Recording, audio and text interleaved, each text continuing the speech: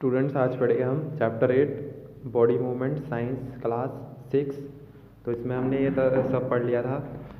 Human body and it's movement में हमने different body parts के जॉइंट्स के बारे में पढ़ा था। हमने क्या क्या जॉइंट्स होते हैं, क्या बॉडी बॉडी मूवमेंट्स होती हैं हमारी। और हमने joints, ball and socket joints, pivotal joint पढ़ लिया था, हिंग जॉइंट, फिक्स जॉइंट। और हमने पढ़ लिया था एक्सरे से कैसे हमें पता चल सकता है बोन्स के बारे में, बोन्स कैसे दिखते हैं, हमारी जो ह्यूमन फ्रेम बॉडी फ्रेम है वो कैसे दिखता है। तो यहाँ से पढ़ना था activity 4। Take a deep breath and hold it for a little while, feel your chest bone and the back bone by gently pressing it of the chest and back at the same time. तो इसमें यहाँ पर एक activity, इसमें क्या करना है, आपको अपनी ब्रीथ सांस लेनी है और उसको होल्ड करना है, मतलब रोकना है थोड़ी देर के लिए। और अब आपको अपनी चेस्ट बोन, जो छाती पे बोन्स हैं, उनको जेंटली प्रेस करना है। ठीक है, तो फिंगर से प्रेस करेंगे और चेस्ट बोन को और बैक बोन को भी सेम टाइम पर। ठीक है, तो जितनी आप रिब्स को काउंट कर सकते हो, रिब्स किसे कहते हैं, जो आपकी चेस्ट में बोन्स होती हैं, तो वो काउंट करनी है जितनी आपको पॉसिबल हो पा रही है। तो ये देखिए फिगर 8.10 केयरफुली, और इसको कंपेयर करना है जैसे कि आप फील कर रहे हो चेस्ट में बोन्स, उससे कंपेयर करना है। तो हम देखेंगे जो रिब्स है वो क्या है, क्यूरियसली बेंट है। ये देखें यहाँ पर, जो यहाँ से ये रिब्स क्या है, क्यूरियसली बेंट। ठीक है, और ये किससे जॉइंट है, आपकी बैक बोन से। देखिए जैसे फिगर में भी दिखाया गया है, और आप खुद भी फील करके देखिए। ठीक है, तो यहाँ से देखिए पीछे से आपकी बैक बोन में ये जॉइन है, तो इसको क्या बोलते हैं हम, रिब केज। ठीक है, तो हमारी कितनी, एक जो हमारी चेस्ट की एक साइड में कितनी रिब्स होती है, 12 रिब्स। ठीक है, तो सम इम्पॉर्टेंट इंटरनल पार्ट्स। ठीक है, तो और जो ये चेस्ट होती हैं, जो रिब केज होती है, ये कुछ हमारे बॉडी में जो इंटरनल इम्पॉर्टेंट पार्ट होता है उसको इनसाइड प्रोटेक्ट करती है। कौन सा पार्ट है आपका, बताएंगे आप मुझे। ठीक है, तो हार्ट है ना, हार्ट वो पार्ट है जिसको ये प्रोटेक्ट करती है। तो अब क्या करना है आपको, ask some of your friend to touch their toes without bending their knees. तो आपको अपने दोस्तों को बोलना है कि बिना घुटने मोड़े उन्हें अपने हाथों से जो फुट की फिंगर्स हैं, टोज, उन्हें टच करना है, स्टार्टिंग फ्रॉम द नेक। अब आपको क्या करना है, जो अब वो बैंड हो गया नीचे, उसकी नेक से लेकर उसकी नेक पे अपनी फिंगर्स नीचे की तरफ लानी है, बैक तक, नीचे तक, कमर के नीचे वाले हिस्से तक। What you feel is the back bone. अब जो आपको फील हुआ उसे क्या बोलते हैं हम, बैक बोन। ठीक है, जब वो नीचे मुड़ेगा तो आपको नेक से लेके जो आपकी कमर है उसके नीचे तक फिंगर्स करना है और फील करना है, तो वो क्या है, आपकी backbone. It is made up of many small bones called vertebrae. ठीक है, तो वो बहुत छोटी छोटी जो आपकी बोन्स, हड्डियों से बनता है, उसे कहते हैं वर्टीब्रे। ठीक है, यहाँ पर देखिए फिगर में बहुत छोटी छोटी बोन्स है ना। The back bone consist of 33 वर्टीब्रे। ठीक है, जो चेस्ट बोन होती है उसमें, बैक बोन होती है आपकी, उसमें 33 वर्टीब्रे होते हैं। The rib cage is joint to this bone, और जो रिब केज होती है इससे जॉइन होती है। ठीक है, अब आपको इमेजिन करना है, अगर सिर्फ जो हमारी बैक बोन है और सिर्फ अगर एक सीधी हड्डी से ही बनेगी, तो क्या आपका फ्रेंड बैंड हो पाएगा। ठीक है, तो आपको आंसर देना है इसका। Make your friend stand with both hand press to the wall and ask her to push the wall. ठीक है, अब आप अपने दोस्त को क्या करना है, दीवार के आगे खड़ा करना है और उसको बोलना है कि दीवार को धक्का दे। Do you notice two bones on the back are prominent where the shoulders are. तो आप क्या देखेंगे, जो शोल्डर्स है, जो उसके कंधे हैं, उसके ऊपर जो क्या होगा, दिखाई देगा आपको कि 2 बोन्स और निकल आई हैं, बोन्स ऑन द बैक। ठीक है, तो 2 बोन्स, ठीक है, जैसे वो प्रेस करेगा दीवार को तो उसके शोल्डर्स पे 2 बोन और दिखाई देंगे आपको ऊपर की साइड को। इन्हें क्या बोलते हैं हम, शोल्डर बोन्स। तो ये शोल्डर बोन्स बोलते हैं। ये देखिए यहाँ पर जैसे फिगर में दिखाया गया है, ये वाली बोन्स, इसको बोलते हैं हम शोल्डर बोन्स। 8.12 में देखना है फिगर में। अब आपको ये 8.13 केयरफुली देखना है फिगर। इस स्ट्रक्चर को, ये स्ट्रक्चर किससे बना है, पेल्विक बोन से। ठीक है, दे एनक्लोज द पोर्शन। ठीक है, ये कौन सी बोन्स होती हैं, जो आपकी स्टमक के नीचे वाला रीजन होता है उसको कवर करती हैं। दिस इज़ पार्ट, और ये वो पार्ट होता है जिस पे आप सिट भी करते हैं, है ना, तो इसको बोलते हैं पेल्विक बोन्स। ठीक है, जो स्कल होता है बहुत सारी बोन्स से बनता है, एक साथ बहुत सारी बोन्स मिलकर स्कल बनाती हैं, it enclose and protects the very important part of a body. ठीक है, ये हमारी बॉडी का सबसे इम्पोर्टेंट, बहुत इंपॉर्टेंट पार्ट को प्रोटेक्ट करता है, जिसे हम क्या कहते हैं, ब्रेन कहते हैं। We discuss many bones and joints of our skeleton. ठीक है, तो हमने बहुत सी बोन्स, हड्डियों के बारे में, जॉइंट्स के बारे में पढ़ा स्केलेटन के। There are some additional parts. ठीक है, और भी कुछ एडिशनल पार्ट्स होते हैं स्केलेटन से अलग, जो कि बोन जितने हार्ड तो नहीं होते, पर वो क्या हो सकते हैं, बैंड हो सकते हैं। हार्ड होते हैं पर इतने हार्ड नहीं होते जितनी बोन होती है, और वो बैंड हो जाते हैं। इसको क्या बोलते हैं हम, कार्टिलेज बोलते हैं। अब आपको क्या करना है, अपना ईयर जो है, ईयर को फील करना है, जो जो उसमें पार्ट्स है। तो आपको क्या कुछ ऐसा पार्ट्स दिखाई दे रहा है जो बोनी पार्ट है। बोनी पार्ट मीन्स थोड़ा हार्ड पार्ट है, जो कि मुड़ सकता है। देखिए फिगर 8.15 में, there do not seem to be any bone here. ठीक है, तो आपको यहाँ पर कोई हड्डी महसूस नहीं होगी कान वाले रीजन में, है ना, ऐसा ही है ना। Do you notice anything difference between the air lobe. ठीक है, और जो आपका एयर लोब है, क्या उस रीजन में आपको कुछ डिफरेंस दिखाई दे रहा है। ठीक है, तो एयर लोब का क्या होता है, फिगर 8.16 में देखेंगे, एयर का नीचे वाला पार्ट, है ना। तो between the air lobe and the portion above it. ठीक है, तो क्या आपको कुछ डिफरेंस दिखाई दे रहा है, मतलब महसूस हो रहा है, जो आपके एयर लोब है और ऊपर वाला रीजन है, पोर्शन है इसमें। As you press them between your finger.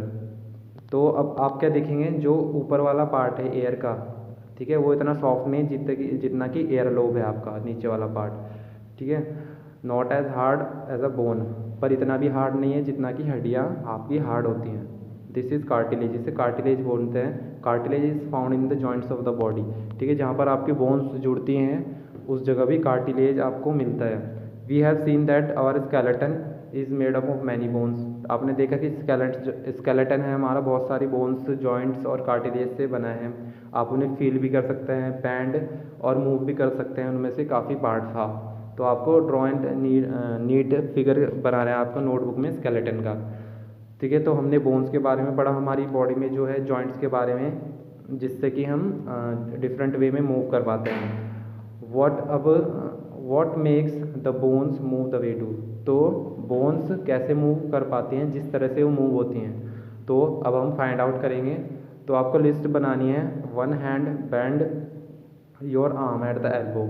ठीक है, अब क्या करना है आपको, अपने आर्म को मोड़ना है एल्बो तक, and touch your shoulder. Elbow क्या होती है आपकी, जहाँ पर आपकी अपर बोन और अपर आर्म और लोअर आर्म जॉइंट होता है ना, उसको एल्बो बोलते हैं। तो एल्बो से आपको क्या करना है, अपने शोल्डर, कंधे तक आपको अपना अंगूठा टच करना है। Do you see any change in the upper arm. तो क्या आपने जो ऊपर की आर्म है उसमें कोई चेंज हुआ है। Touch it with the other hand. तो आपको दूसरे हाथ से उसे टच करके देखना है। Do you observe a swollen region in the upper arm.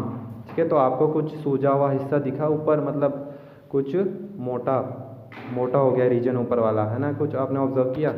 तो देखिए ऐसे करना है आपको, ये आपकी एल्बो है, तो ये आपकी एल्बो है ना, यहाँ से पेंट करना है और ट्राई करना है। ये आपका ए फिगर है। तो इसे क्या बोलते हैं हम, मसल बोलते हैं। The muscle bulge due to contraction. ठीक है, जो मसल फूलती है वो किसकी वजह से होता है, contraction.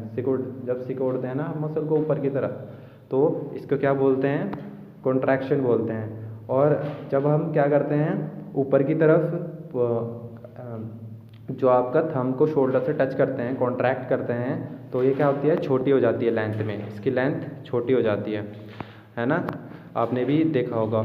You now bring your arm back to its normal. अब आपको जो आपकी आर्म है उसको नॉर्मल पोजीशन में लाना है, मतलब रेस्ट दे देना है उसको। जैसे आपने ऊपर किया था, अब नीचे छोड़ देना है मसल्स को।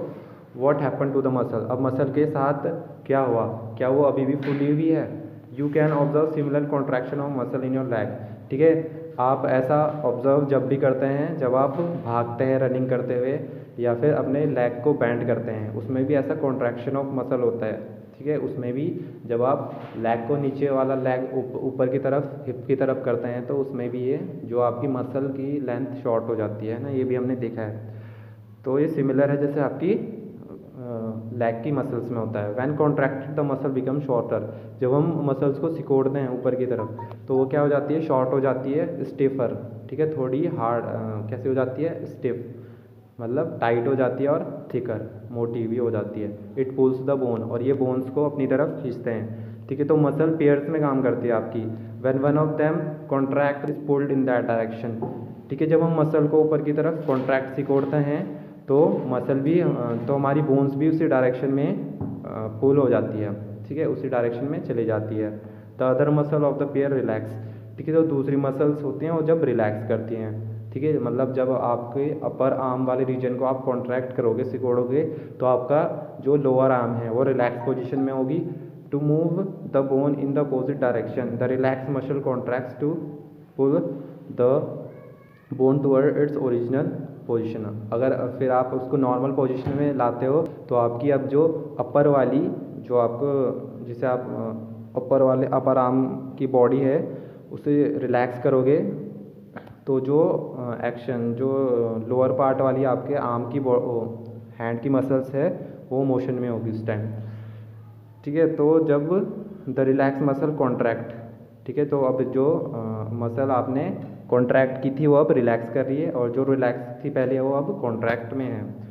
मसल कैन ओनली पुल, ठीक है, मसल्स को सिर्फ पुल किया जा सकता है, it can not be push, ठीक है, उसको धक्का नहीं दिया जा सकता मसल को, है ना। अगर आपकी जैसे मसल्स है अपर आर्म की, आप उसको कॉन्ट्रैक्ट करते हो, फुलाते हो, ठीक है, पुल नहीं तो करते हो आप, है ना, उसको धक्का दे के तो नहीं कर सकते। Thus two muscles have to work, ठीक है, तो दो मसल्स को एक साथ वर्क करना पड़ता है बोन्स को हिलाने के लिए, ठीक है। यहाँ पर फिगर में भी दिखाया गया है आपको, ये जब आप इसे कॉन्ट्रैक्ट करोगे, जब अपर आर्म को कॉन्ट्रैक्ट करोगे तो ये वाला पार्ट आपका मोशन में होगा, ठीक है, और जब ये वाला पार्ट को आप नीचे ऐसे छोड़ दोगे तो ये वाला पार्ट मोशन में होगा, ये रिलैक्स में होगा, ठीक है। तो हमने यहाँ पे देखा जो मसल्स हैं किस में काम करती हैं, पेयर्स में काम करती हैं। Are the muscles and bones always require the movement, क्या जो मसल्स है और हमारी हड्डियाँ हैं वो हमें ज़रूरी है, रिक्वायर्ड है हमेशा मूवमेंट के लिए। How do other animals move, जो दूसरे एनिमल्स है वो कैसे मूव कर पाते हैं। Do all animals have bones, what about an earthworm, ठीक है, क्या सभी एनिमल्स हैं उनमें बोन होती है। तो आप अर्थवॉर्म के बारे में क्या सोचेंगे कि अर्थवॉर्म कैसे मूव करता है।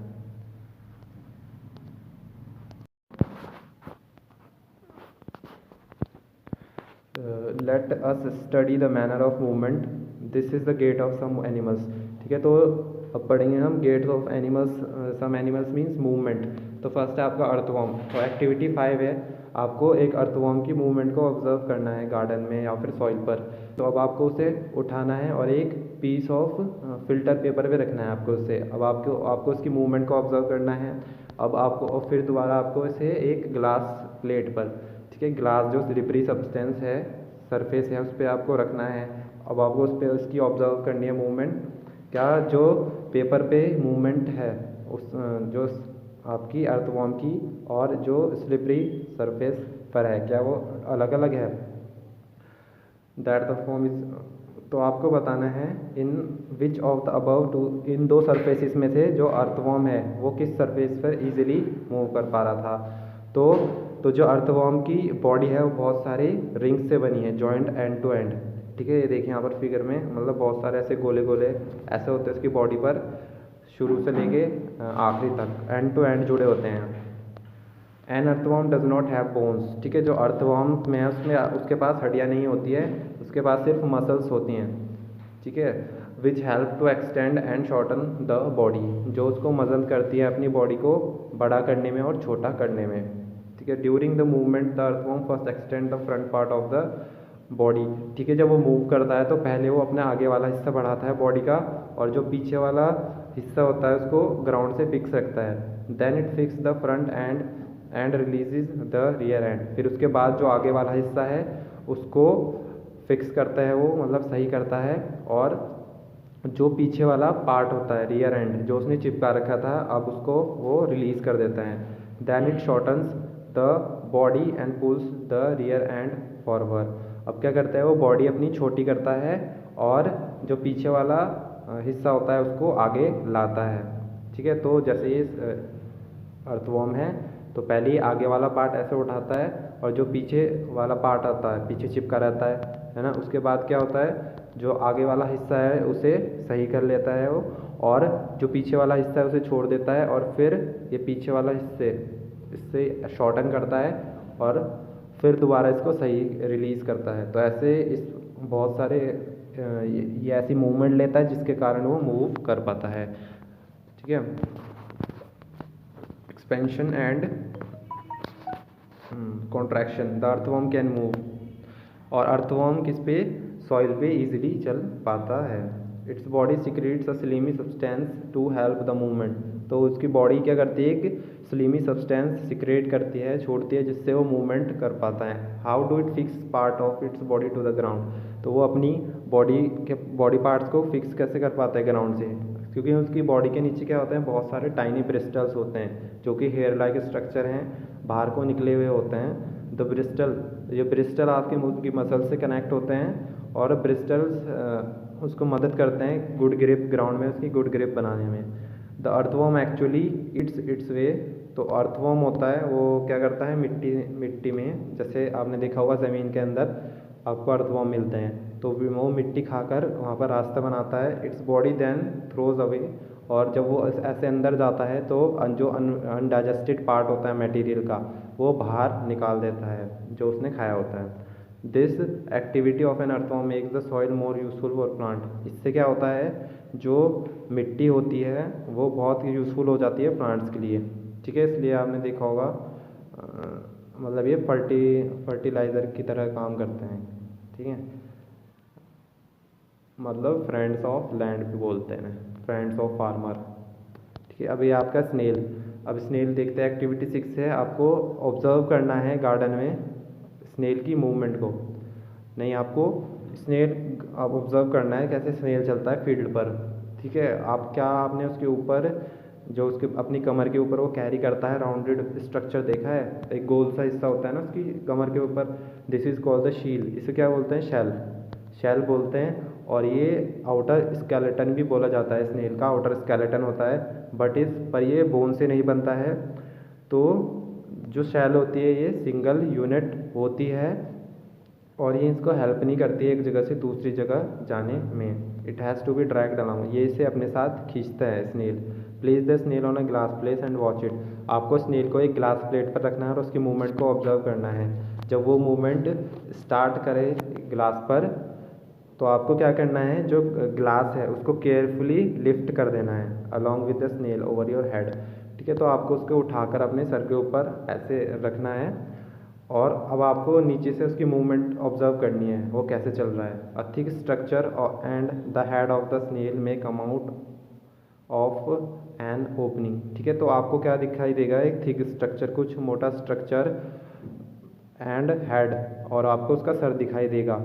ठीक है, में out of an opening in the shell, जो कि शेल में से बाहर आ रहा होगा मोटा हिस्सा, और एक आपको उसका हेड भी दिखेगा।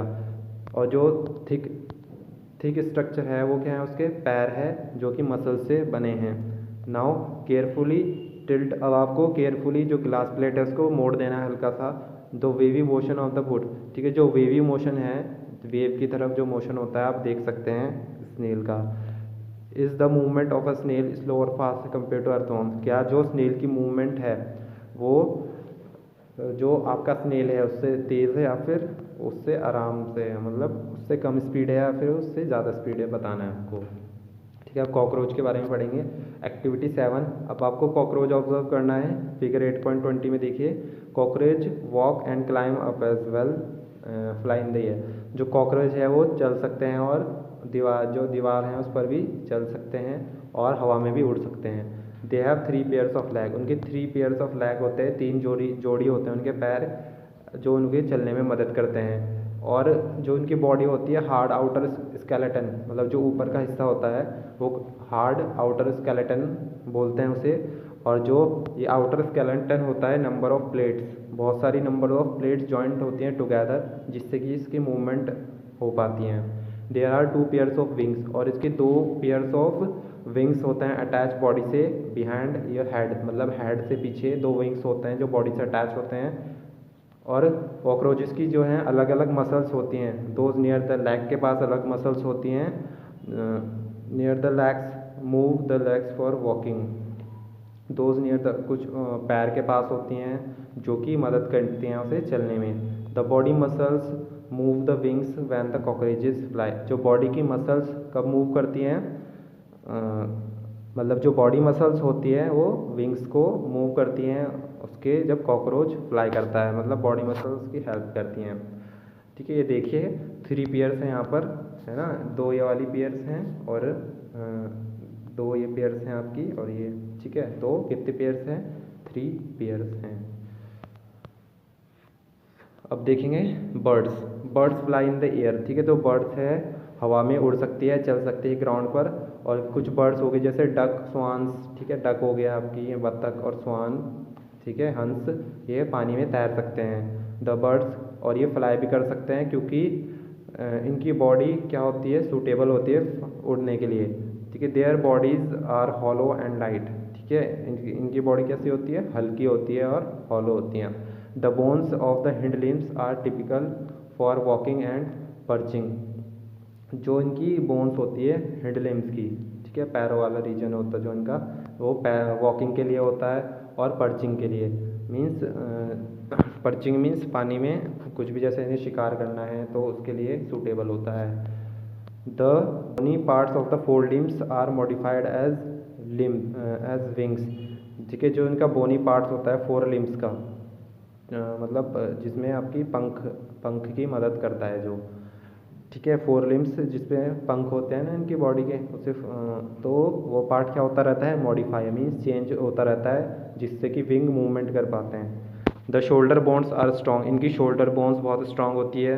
द ब्रेस्ट बोन्स, और जो छाती की बोन्स होती हैं वो भी चेंज होती रहती हैं।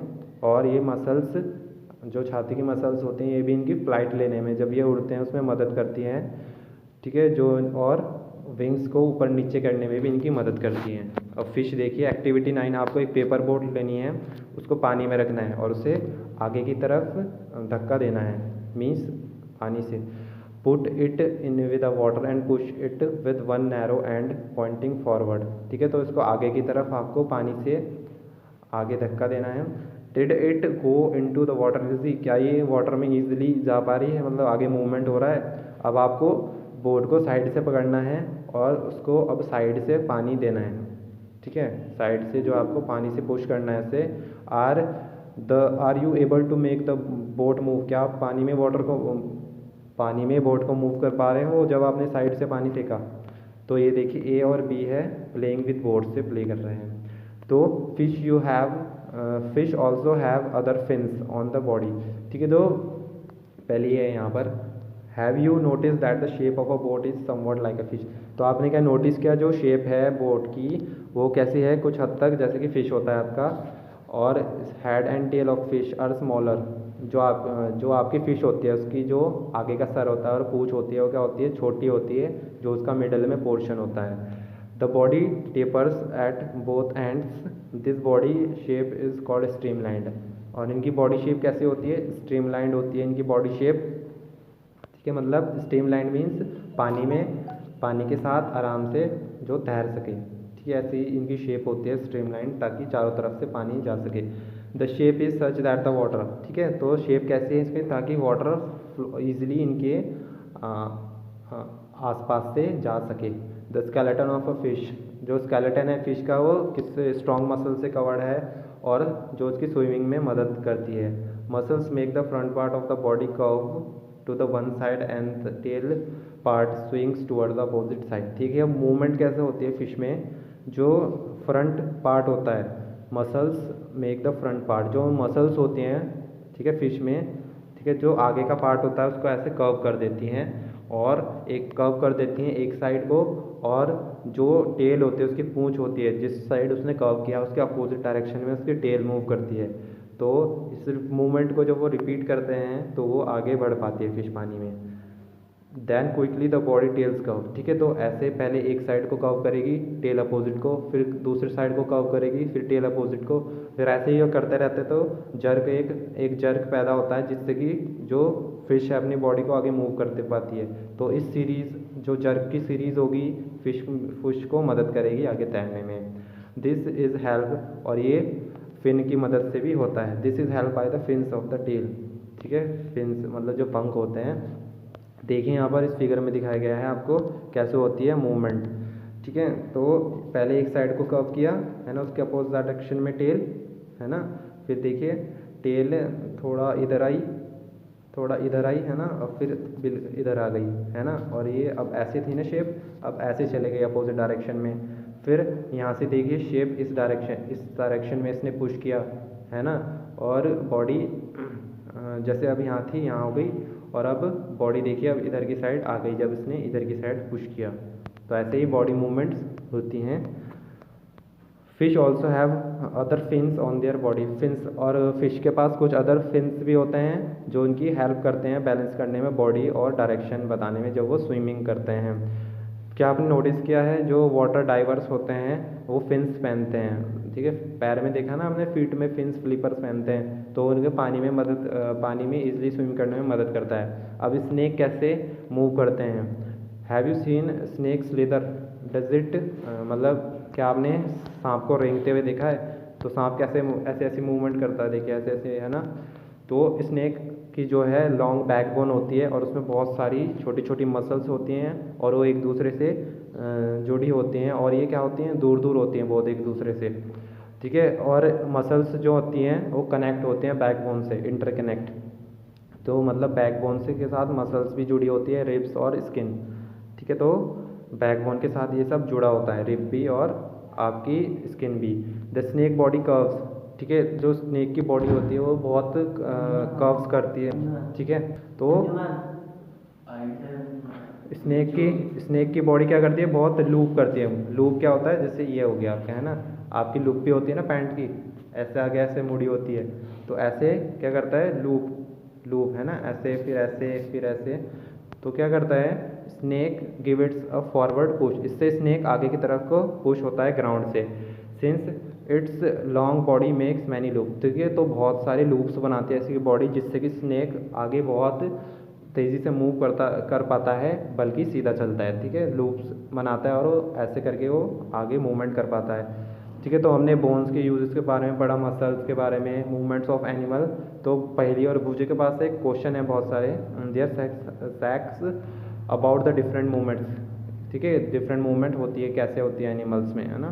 सो must you be having many unanswered question.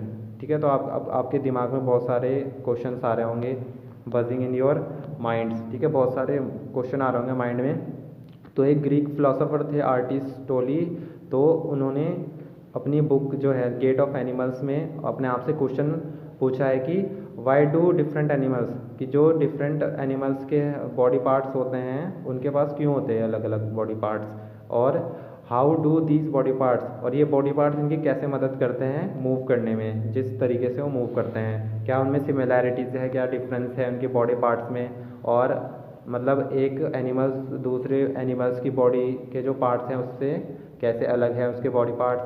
How many body parts are needed by different animals, मतलब कितने पार्ट्स चाहिए होते हैं जो अलग अलग एनिमल्स की बॉडी होती है उनको चलने के लिए एक जगह से दूसरी जगह। ठीक है, जो ह्यूमंस होते हैं उनके लिए 2 लेग्स क्यों होते हैं, लोग के 4 पैर क्यों होते हैं, और many animals seems to be having a number of leg. ठीक है, जो बहुत से एनिमल्स होते हैं उनके इवन नंबर ऑफ लेग्स होते हैं, मतलब 2 4 है ना, ऐसा क्यों होता है।